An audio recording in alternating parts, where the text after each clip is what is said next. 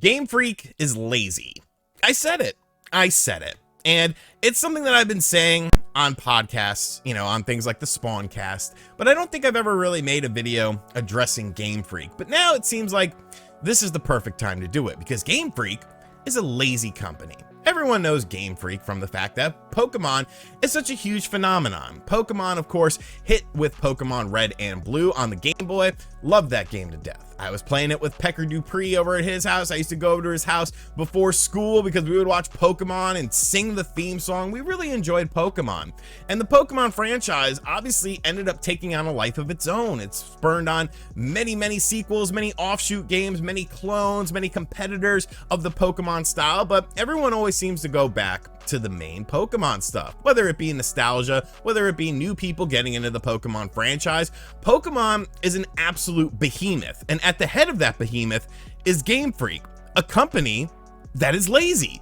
They are a lazy company when it comes to their video games, and it's been right there in front of our face this entire time, but we've come up with reasons, we've come up with excuses and scapegoats for why Game Freak is doing the things that they do. The main thing with the start of the Nintendo Switch was, hey, Game Freak is now going to have to move their games to Nintendo's hybrid console. There's not going to be this handheld system where you can put out a Pokemon game. They're actually going to have to do something different. So at the start of the Nintendo Switch, when we got things like Pokemon Go, everyone was lenient towards Game Freak. I was probably lenient towards Game Freak. And in retrospect, maybe that wasn't even fair. Maybe it wasn't fair to them to be lenient towards them, but the whole mantra was, okay, Game Freak is a company that has been making games for Nintendo's handhelds. And obviously, when it comes to handhelds, you're not going to have the same graphical effects, the same frame rates, the same resolution as you would on a console, on something that can play on your television. Yeah, Game Boy players and stuff like that. But really, you were designing the game for a very small screen.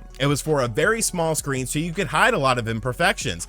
And these games, for what they were pretty good. I mean, some of the 3DS Pokemon games actually looked pretty good and were some of the better looking games on the Nintendo 3DS. So there was a feeling that when this new generation happened and when Game Freak finally got settled in with the Pokemon franchise, you were going to finally start to see the fruit of your labor. You're going to finally see a Pokemon game that you've always envisioned. Now, I'm not sitting here and saying that the Pokemon games that we've gotten on the Nintendo Switch were bad. Pokemon Legends Arceus was honestly a very fun game. It's a game that I really, really enjoyed, but it had the Pokemon problem. The Pokemon problem that has plagued every Pokemon game, mainline Pokemon game, on a Nintendo Switch system. It looks like crap. And the thing of it is when you're talking about graphics, you're not just talking about visual style. When you're talking about graphics, you're talking about the performance of these graphics. You're talking about the art style, of course, but you're talking about things like frame rate, things like resolution, things like pop-up, things like how the game flows as far as a visual presentation is concerned.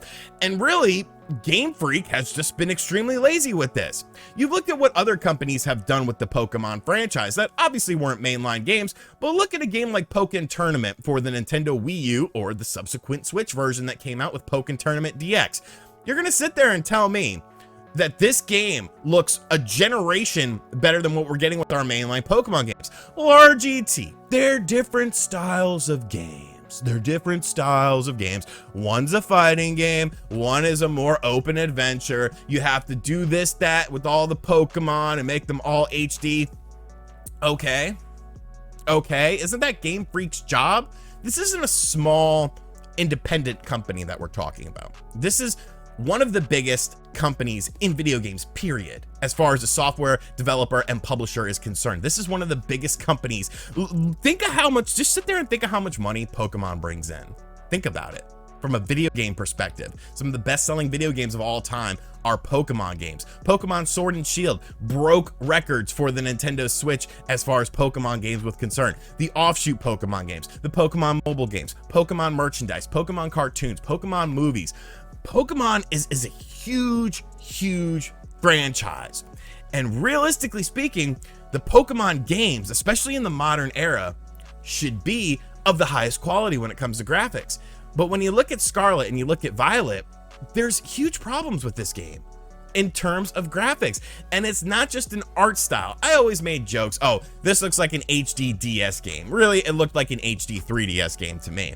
But as time has gone on, as people have been getting their copies of the game, as reviews have been coming out, now even review places are starting to call out Game Freak for a poor optimization of this game, for a subpar experience from a performance standpoint and graphics. And I understand that performance is not the be-all end-all with the game. The game can still be fun.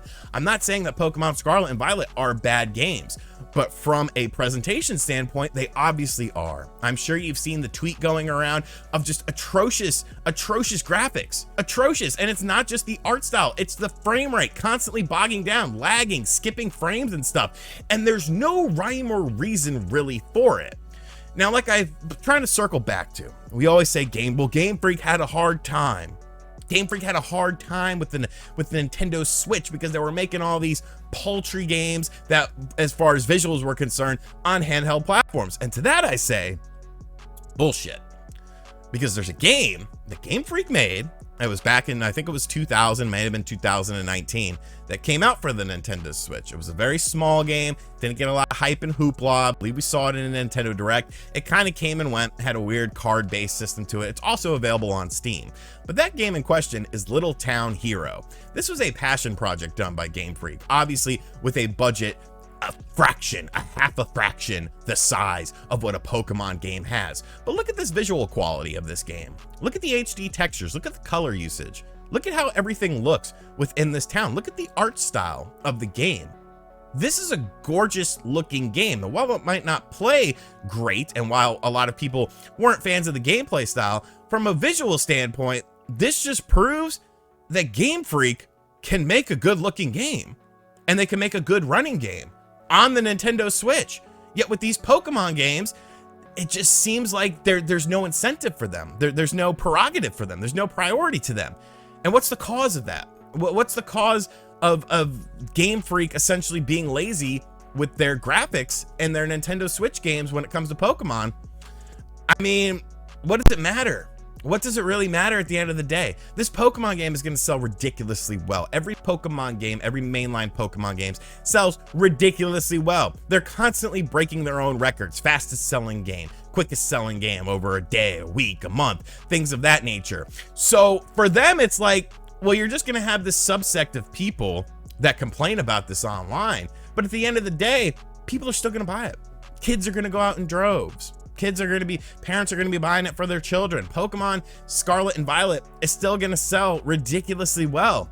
And it's like, well, what's the end game? You know, can you really do anything about it? And it's like, I don't know. I don't know, because if it's any other game, if it's any other franchise and there's bad performance in the game, it'll get called out. It'll probably affect sales. But Pokemon is just on a completely another level.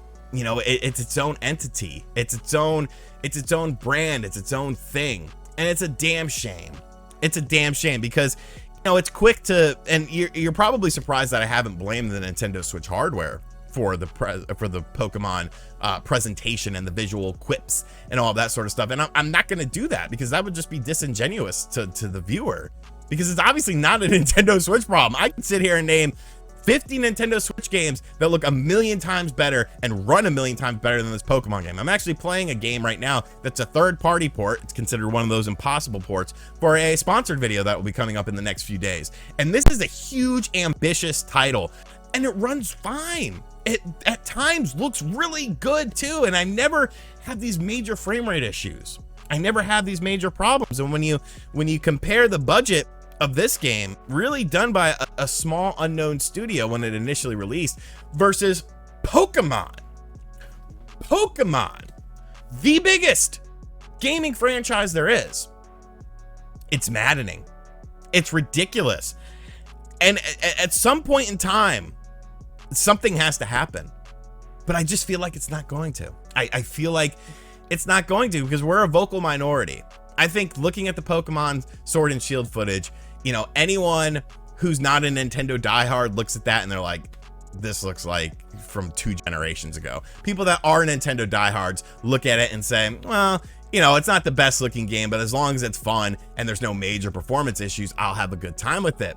But at some point in time, we have to realize that this company is making all of this money, billions of dollars, to release games that run substandard.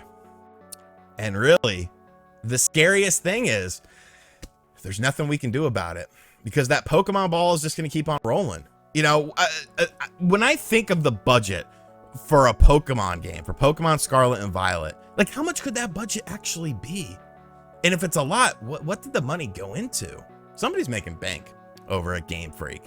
And it's a shame because, you know, although I do feel that the Nintendo Switch needs a refresh and needs some sort of new hardware, because there's a lot of games that are running at subpar levels, that's just because of the scope of the game. That's just because of the size of the game. You know, when you're talking about an exclusive title, usually the exclusive titles are the ones that run really well. They're optimized for the system. But can't be bothered to do that with Pokemon. Game Freak, you're lazy. You are lazy, lazy, lazy. And I don't even want to buy this game. I don't even want, because all I'm going to be doing is supporting you. All I'm going to be doing is supporting your company. But I probably will buy it. I'll probably check it out for myself, but it's a damn shame. And any other company, we would call them out. But for some reason, don't talk bad about Game Freak, because a bunch of 12-year-olds on YouTube and Twitter will nip at your knees. And what are you going to do? What are you, 12-year-old? Kick you in the face. Don't touch me. Don't touch me, son. I'll take on 10 of you at once. Or maybe 5 if there's a couple big 12-year-olds there. You know, some of these kids, man, they're working out, football kids. Anyways, let me know what you think of this in the comments section down below. Are you satisfied with the performance of this game from what we've seen so far? Obviously, the reviews are out there. The reviews are actually calling it out, which makes it a much bigger deal. And is Game Freak lazy? Because they are. They are. And as always, thank you guys for watching this video. If you're new to the channel, be sure to hit that subscribe button if you don't hate me for talking bad about your precious Pokemon. And as always, I'll catch you guys on the next video. Later.